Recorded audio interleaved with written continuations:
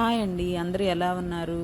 మనందరికీ తెలుసు గదా! పచ్చజొన్నలతోటి దోసలు గూడా చేసుకోవచ్చని. ఆల్రెడీ అందరూ వేసుకుంటూనే ఉండుంటారు. డయాబెటిస్ ఉన్న వాళ్ళకి కానీ, వెయిట్ లాస్ చేసేవాళ్ళకి కానీ ఎవరికైనా చాలా మంచిది.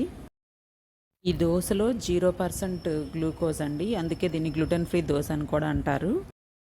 నేను ఎలా చేస్తానో ఈరోజు చూపిస్తానండి.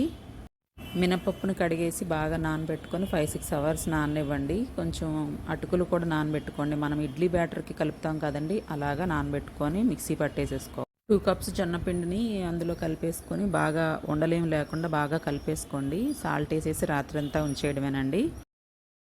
అప్పటికప్పుడు కలుపుకునే దోస కన్నా కూడా ఇలా ట్రై చేస్తే చాలా బాగుంటుంది. తప్పకుండా ట్రై చేయండి.